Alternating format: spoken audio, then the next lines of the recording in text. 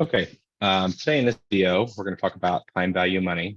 Specifically, we're going to talk about the timing of saving for retirement and how that affects your overall retirement strategy.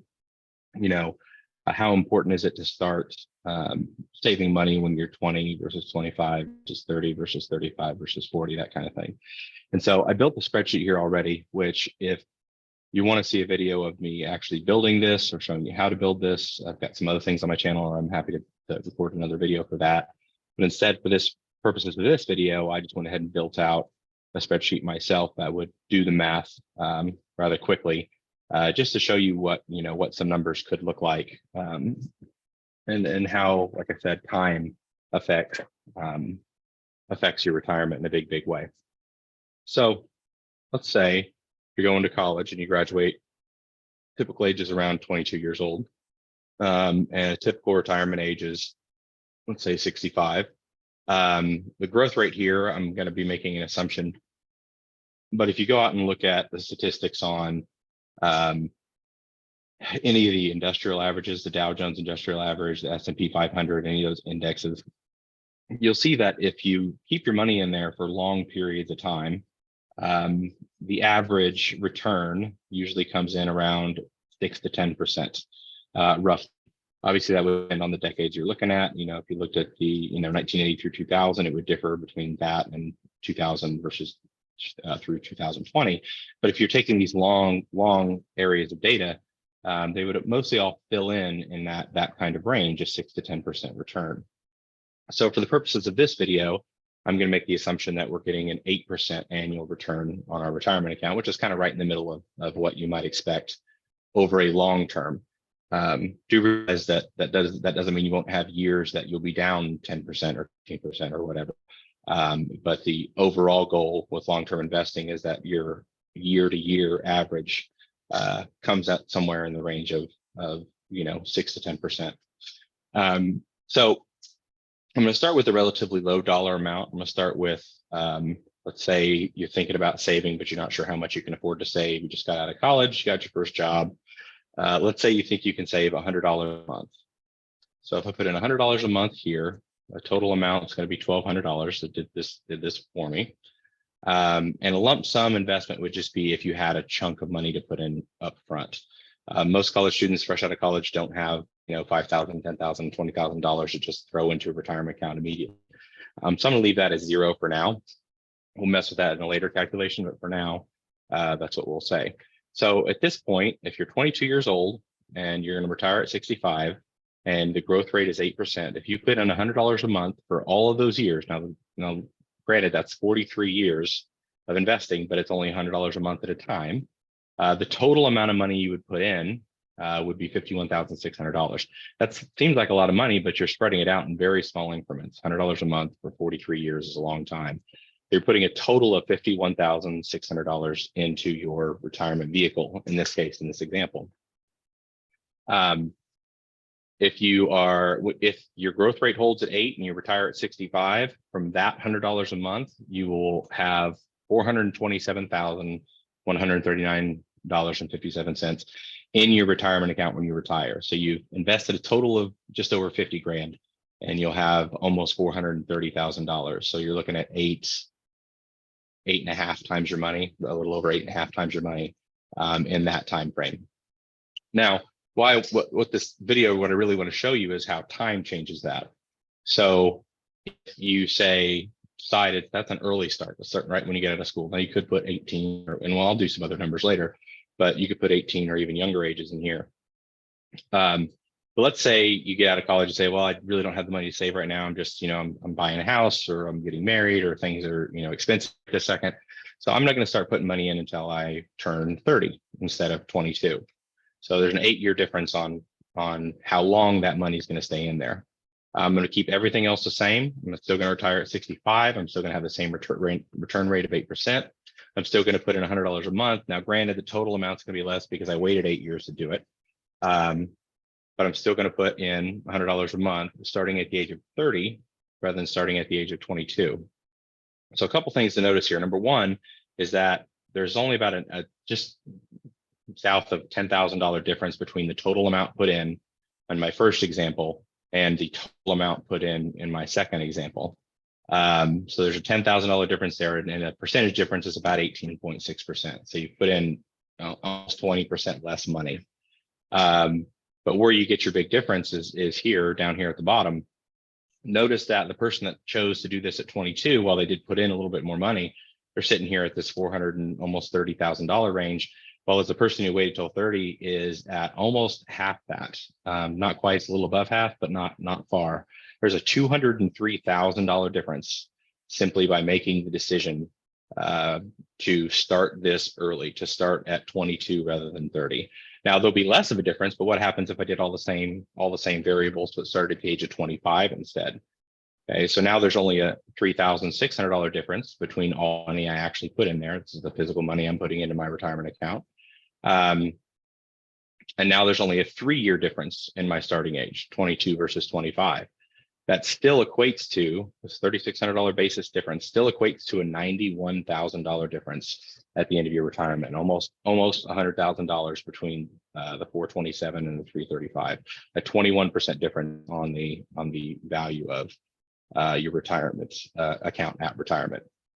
Now, where this becomes even larger dollar amounts or larger values of money, I'm going to put this one over here back to the age of 30. Is if we start amplifying, okay, I can save a little more than $100 a month, maybe. Let's say that I feel like I can afford to put away $250 a month instead. Okay, so I'm going to do that for both of them.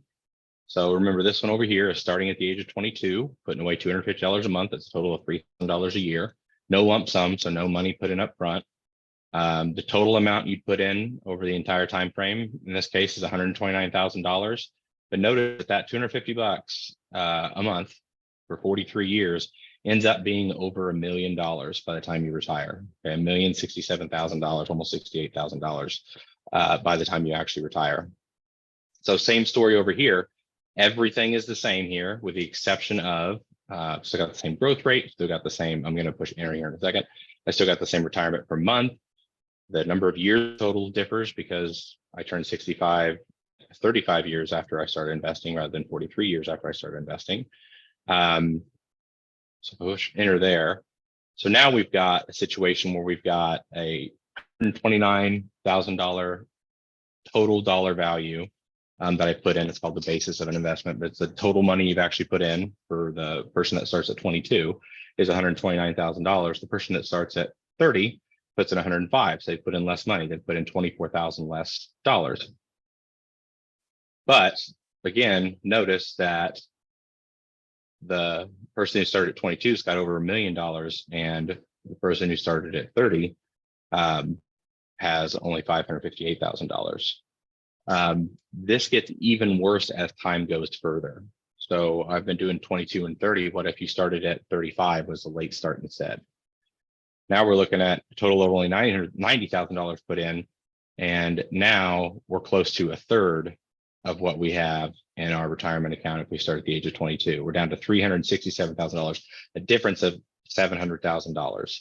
So you can see as these numbers go up and as the years get later, if I don't start retirement or saving for retirement until I'm 40, still retiring at 65, still an 8% growth, still $250 a month.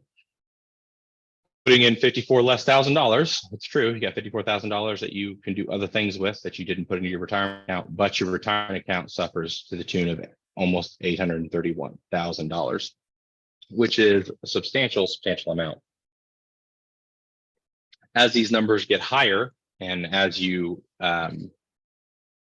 put away money or can afford to put away more money, the larger this difference becomes. So let's say you start a Roth IRA, which a Roth IRA for tax purposes currently, I believe, unless you're at a certain age, the maximum that you can put into a Roth IRA currently is $6,000 a year, unless you're over the age of 55, and then there's a catch-up clause, but we won't go into taxes in this video. But so $6,000 a year would be $500 a month. Okay, so let's do our same example here of $500 a month. We'll move this back to 30. I think that's kind of more of a tip starting age, and see what kind of difference we're talking about there.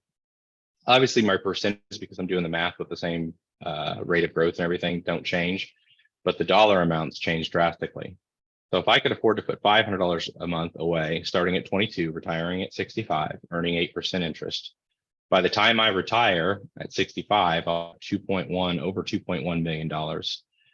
The same thing, except for I'm waiting to 30, I'm waiting 8 years to start that retirement account. So I'm not putting this $500 a month until I turn 30. There's a $48,000 difference on how much I put in, right? The basis, there's a $48,000 difference there.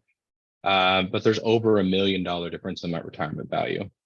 So this 30-year-old that decided to do this starts this when they're 30. When they turn 65, they got just over $1 million, $1.1 million. Whereas the person who decided to start when they were 22 has $2.1 million. So this is just hopefully a good example to show you exactly how time really affects us. And again, this gets even worse if you start later. So I start at 35. We're looking at a $1.4 million difference. If I start at 40, now we're looking at a $1.6 million difference between what this person has starting at 22 versus a person who didn't start till they were 40. So the reason for this, and in a different video, if you want to see it, comment and let me know. I'll make a video where I can show you the actual math on this or show you how to build these functions. But the reason for this is because this money that you put in when you're 22 has so much more time to grow. So think about the first $6,000 you put in. That $6,000 has 42 years, technically by the end of the year, 42 years to grow until you retire. Whereas if I'm starting later, the very first $6,000, I guess I should say, that gets put in there has 35 years. It's an 8-year difference on how long it has to grow. And that's what makes the time, that's why time is really the biggest mitigating factor when it comes to retirement, is getting your money in as early as possible, as often as possible, and as much as you feel like you can afford to save. Because if you get to the point where you can really start saving money, let's say you can do $1,000 a month, which is a lot, I know, $1,000 a month. Now you're looking at, again, $2 million difference in the two. But this individual, starting at 22, have $4.2 million. Pretty, and who knows what money's going to be worth 40 years from now, but looks like a pretty healthy retirement amount. And 2.2 doesn't look like an unhealthy retirement amount, but it's half, almost half of what the person who started 22 has. Both of them, again, putting $1,000 away a month. So I'm gonna stop this video there. But like I said, if there are other elements of this you want to know, if you want to see the actual math, you want to see it laid out in spreadsheet form, I'm happy to do any of that. Just comment or let me know. Thank you.